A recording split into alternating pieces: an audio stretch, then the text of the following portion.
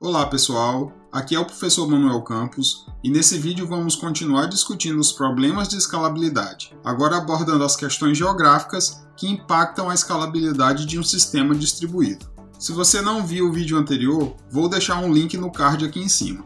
Para entendermos como grandes distâncias podem impactar a escalabilidade de um sistema, vamos considerar alguns detalhes históricos. Antes da popularização da internet, os usuários acessavam os sistemas por meio de uma rede local. Todos os usuários ficavam em um prédio de onde tinham acesso local ao sistema, normalmente por meio de aplicações desktop, que precisavam ser instaladas em cada PC. Os usuários não sofriam tanto com problemas de atraso e congestionamento. Quebras de conexões eram muito menores e mais rápidas de serem resolvidas, pelo fato de uma rede local ser um ambiente menor e bem mais controlado. Pela limitada quantidade de usuários, o tráfego também era bem menor e as aplicações muito menos exigentes que as atuais, onde a requisição era enviada ao servidor e a aplicação ficava bloqueada, aguardando até obter uma resposta.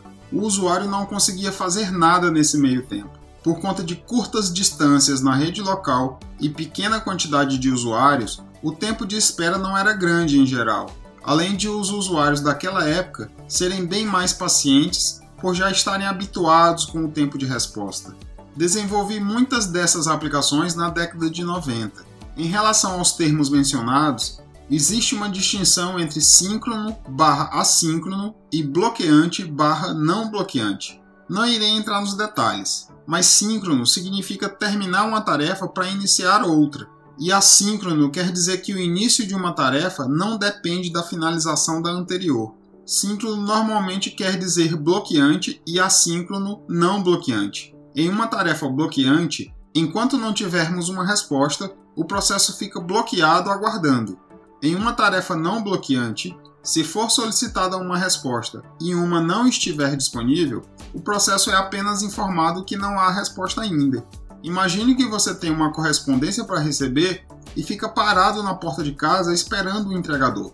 Isso é bloqueante. Você não faz mais nada enquanto não receber a resposta. Agora, quando você precisa receber uma correspondência, mas vai fazer outra coisa esperando a campainha tocar, isso é não bloqueante. E nesse caso você está fazendo uma outra tarefa de forma assíncrona.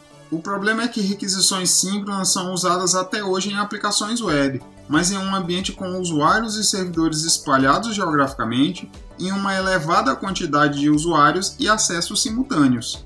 Você pode imaginar agora como a resposta das requisições pode passar a demorar muito mais por conta desse cenário.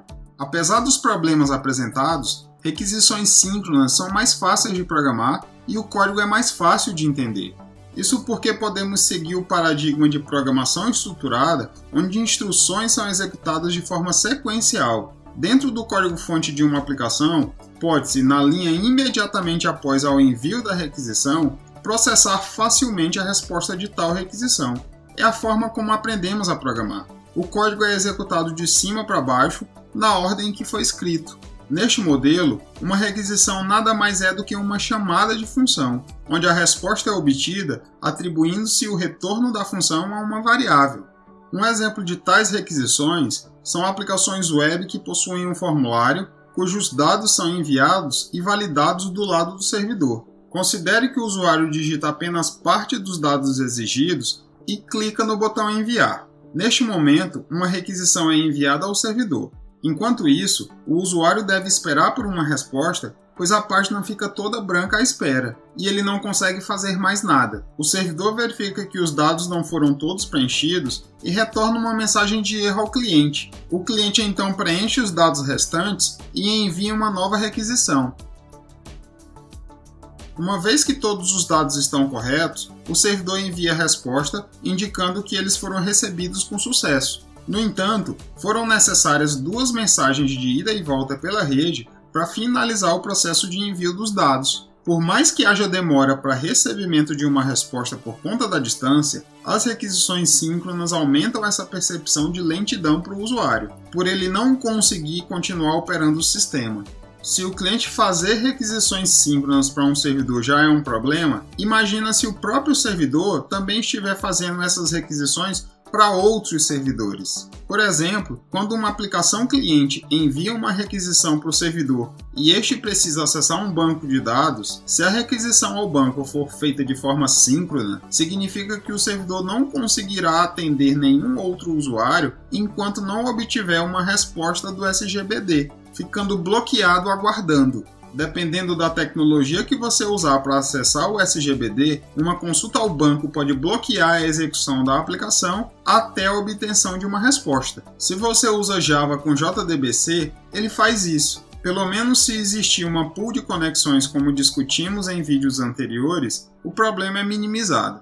Justamente para evitar esses problemas de conexões bloqueantes, novas tecnologias surgiram para Java e outras linguagens. Já em Node.js, por exemplo, é natural que as requisições sejam não bloqueantes. Mas lembra que estamos falando de problemas de escalabilidade geográfica, e algo que não dá para resolver é reduzir a distância entre países e continentes. Exatamente por isso, escalabilidade geográfica em alguns casos não se resolve, apenas ameniza. No caso da plataforma de jogos Steam, em muitos jogos de tiro, por exemplo, eles simplesmente impedem que usuários conectados em servidores de países diferentes possam jogar. Em jogos de tempo real como estes, o tempo de resposta é essencial para garantir a jogabilidade e boa experiência dos usuários. Uma das técnicas para melhorar os problemas de escalabilidade geográfica são as chamadas assíncronas que já discutimos anteriormente, onde uma tarefa não precisa aguardar outra ser finalizada para poder iniciar.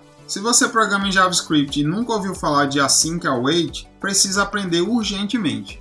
Em aplicações web, temos uma tecnologia chamada Ajax, que poderíamos traduzir como JavaScript e XML assíncrono. Esta foi a primeira forma de permitir enviar requisições para um servidor sem precisar atualizar a página inteira. Apesar do XML na sigla, a tecnologia pode ser usada para trafegar qualquer formato de dados que desejarmos. Mais recentemente, a sigla Ajax virou apenas um termo genérico para indicar o processo de obter dados do servidor e exibir sem atualizar a página inteira. Antigamente dependíamos de bibliotecas como jQuery para a realização de chamadas assíncronas em JavaScript, mas hoje podemos utilizar recursos modernos e nativos de JavaScript para fazer requisições assíncronas. Com essas 3 linhas de código JavaScript, criamos uma função assíncrona que envia uma requisição para um servidor remoto, obtém dados de uma lista de Pokémons e exibe na página sem formatação alguma, mas todo o processo é feito sem que a página atualize. O tempo de resposta não vai diminuir, mas a página continua funcional enquanto a resposta da requisição não é obtida, melhorando a experiência do usuário e permitindo que a aplicação execute outras tarefas enquanto a resposta não chega. Então ficamos por aqui, tenho tentado produzir o melhor material que posso. Se gostou do vídeo, não esqueça de contribuir deixando seu like e se inscrevendo no canal. Enquanto você deixa seu like, novos vídeos estão sendo produzidos assincronamente. Até lá!